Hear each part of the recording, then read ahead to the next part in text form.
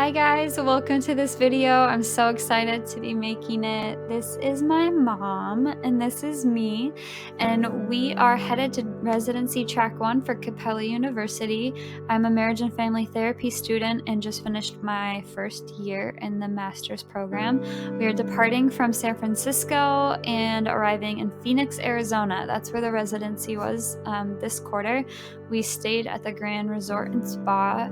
My mom got me this super cute custom jacket last Christmas. So yeah, I had no idea what to expect for this residency. I am usually very anxious and fearful going into new things such as a residency. I don't really know anybody. Granted, I have been talking to these students in the discussion forums for the last 5 weeks, but it's still a little bit impersonal. I don't know them in person. I don't know what it's like to talk to them. But I was feeling a lot of peace and I felt really grounded going into this. So growth, I guess. I was also super impressed by my camera and its ability to zoom in as close as it's going in. Wow, my eyes could not see that. So this residency was extra special because we got to practice first creating the safest space I've ever experienced in my life amongst a group of people I otherwise maybe wouldn't connect with. These people knew me as well as people who've gone through the hardest times in my life. But more on that later. We are in the Uber, and I got permission to take my mask off just after that video. I didn't know that we didn't have to wear them. This is Phoenix, Arizona, and I was recording this little snippet. I just couldn't believe the amount of palm trees are in the desert. I am from California and I'm used to seeing them all over there, but I didn't think that the desert could accommodate palm trees. We went to Safeway to stock up our mini fridge, and there was a Mexican restaurant nearby, and this is us riding on a golf cart around our resort. This place is so big. I got so many steps in every day, and we got wristbands for the water park. I love the theme and the vibe here. That water fountain was amazing. So yeah, I just checked into the hotel and I started getting ready for residency. Hi guys, I am here at my residency. It's beautiful so far. The airports were easy, the Ubers were cheap, everything has just been pretty effortless, so I'm appreciative of that.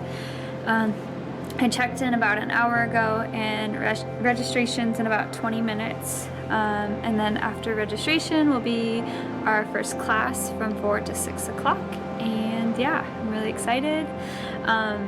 My mom and I stopped at the grocery store before we came here because I wanted to get some breakfast for the morning.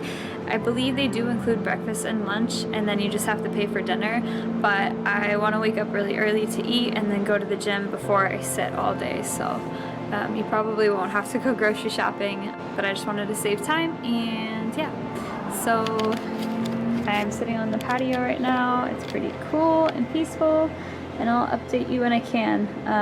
Maybe I can record a little bit while I'm there. Here I am eating my favorite bowl of oats the next morning. I was preparing for the gym, and on my walk I found the biggest dove sitting in the tiniest nest on the skinniest branch of a tree just above my head. And I kept going, and there were some ducks and also a little rabbit, which was the sweetest thing. This was so motivating and special to wake up to in the morning. It made my walks a lot more present and grounded.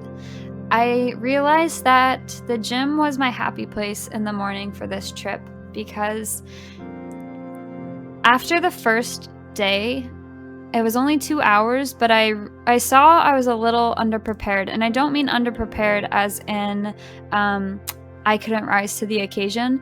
I just felt unprepared in the sense that I had no idea that the circle we would share would be as intimate as it was.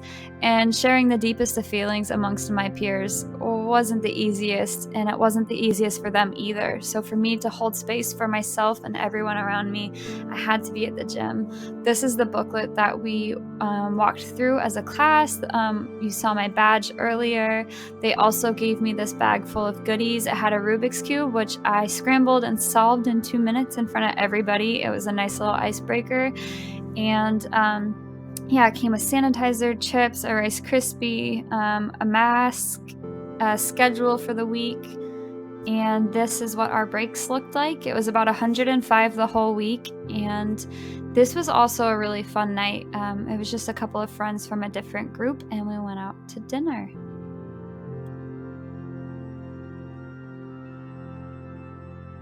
Okay, this is my friend Eileen. I met her in Q1. We've only had one other class together since then, but we got to meet at Track 1, and I'm curious how Track 1's going. It is intense, but it is like an amazing intensity, and I don't think either of us want to go home. Lots of tears. Yeah. Lots of tears. You know, it's good. It's, you know, either supportive or therapeutic, or, you know, it's not a bad thing. It's, you know, in a safe place. So awesome. Thank you. You're welcome.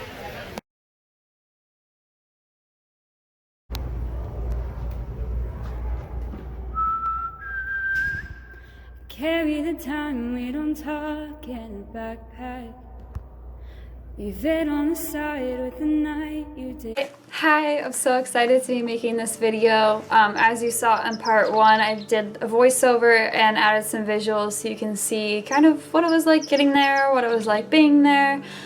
I did not get as much footage as I thought that I would get. I assumed that this experience would be all the marriage and family therapy students in one big auditorium together, and that I would be able to like do a little clip of everybody in this big room.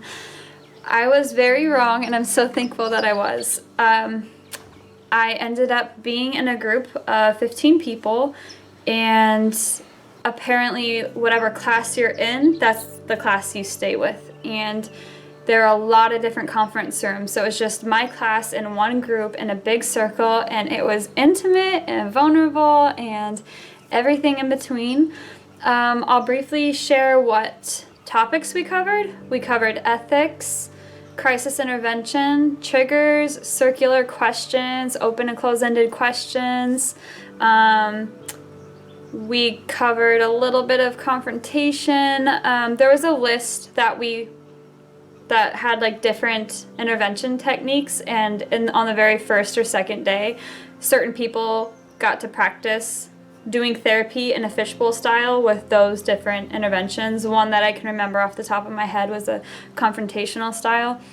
And yeah, we did fishbowl, which was so scary for me. I have a hard time demonstrating my knowledge publicly. So to practice in front of a room full of training therapists is scarier for me than just going right into session. Not that I've had that experience, but I feel at peace visualizing just going into a session without any practice versus practicing in front of people. Because like many people can probably relate, I'm afraid of making mistakes because I'm a perfectionist. I got to shatter that part of myself, and I left it behind at the residency. I'm so thankful. I'm just so thankful for the gifts that came from the special circle that we created. One of my favorite topics that we covered were triggers. So everybody in the whole room got to call out what their triggers are, and then we had to reenact it in therapy sessions, working with each other, and practice staying grounded, practice being able to unbiasedly help our clients. And we did these little breakout groups, and then we would come back to the big circle and then sometimes have a fishbowl. So there was always practice every day, and I loved that. I was the first person to cry in the circle, and it was because after the first day 1 was only 2 hours long, and something happened that I'm just so glad it did happen. The professor asked, who wants to go first? And I'm passively outgoing, so I was like, that guy over there wants to go first. And he happened to be very charismatic. and he just kind of leaned in and went first with whatever it was that she asked us to do, but he involved me in the dynamic, and so I got a little nervous, like, no, I nominated you, you go first, keep me out of this, but he suckered me into it.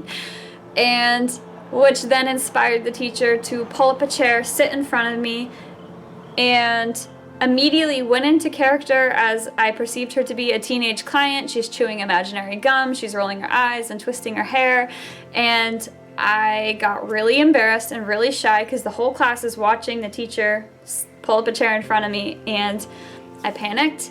And then I just got an intuition that said roll with it, and so I said, how are you feeling today? And she ignored me, which made it so much worse. And then I got another intuition that just said, that's okay, we can just sit here right now. Like, it's okay, we don't have to say anything, we can just be present together. And she said, ooh, now that was good. And I loved that that happened because I didn't have control of the situation, but my wiser self took control. However, that scared me, and on the second day, anxiety had built overnight, and when we checked in the morning, I just started crying, and I just loved that I cried because that's what started fueling our safe space. People started sharing emotions. By the time we got to our triggers, quite a few people were crying, and this is absolutely necessary for growth because as a training therapist, especially on an online format, it can be really I was gonna say scary, but I don't have this, haven't experienced this yet, but I imagine if we don't practice triggers, that is going to come up in the rooms, and we might not know how to handle it when working with a client. And so just the fact that we covered these topics brought us together because we went through it together. And I think at the very beginning of this video, I said these people knew me as intimately as people in my life have, and it's because I went through life and had all these emotions come up, and then I brought them all to this room, and I just got to present all of the things that I struggle with and all the things that I have struggled with, and everyone did it, so we all got the richest content from everyone's lives leading up to this moment of this 5-day circle, and we just got to hold space and support and offer words of encouragement and offer ways that we can handle situations better. That we offered like loving critiques, like, oh man, I loved what you were saying in that fishbowl, but if you asked this question, I think you would have gotten like a bigger breakthrough, or like whatever the situation was. And it felt safe to take critiques from these people because they knew my heart and they knew my struggles, so they knew how to approach me, and it showed a lot of care. And this is not something to miss. If you're in the marriage and family therapy program and you're wondering if there's a way around residency because maybe it's too much money or it's too scary, everything that I showed up with, I created a nice little, I don't want to say ego, but of course, you know, when we go into things, we want to present our best selves and we want to feel in control. And I lost control very quick, and I learned very quickly that that's how I get to be vulnerable, and that's how I get to support myself. It was funny because on the last day of the residency, I turned 29, and I had also learned a lot from the week, and I felt in my heart that I could just do the fishbowl. I waited till the last minute, but I felt confident, I felt safe, I felt ready. I wanted the criticism by the end of it. Like, I wanted to know how I can do better because this is my career I'm talking about. I want to be good at it. And my life has changed forever, and I couldn't have done it without them. And I've never felt more confident and grounded, and any imposter syndrome that I had before kind of melted away. Like, I genuinely am feeling like a professional, and I feel like I'm carrying myself different, I'm walking different. Everything about my life has changed since residency. And I have my summer courses coming up, and after that will be residency too, and I almost wanted to switch so I can do residency again because it is so rich, it is so fruitful, it is so powerful if you allow it to be. And yeah, I don't know what else to say about it. there's so much I'd love to share. I'd love to share the breakthroughs, but it was a sacred circle. It was meant for us only, and I hope that you find what I found. And yeah, I can't stop smiling. I'm on like a retreat high. But thank you for following along the journey, and I can't wait to make more videos to inspire and encourage you if you're considering going on this path. So yeah, peace, cheers, bye, much love.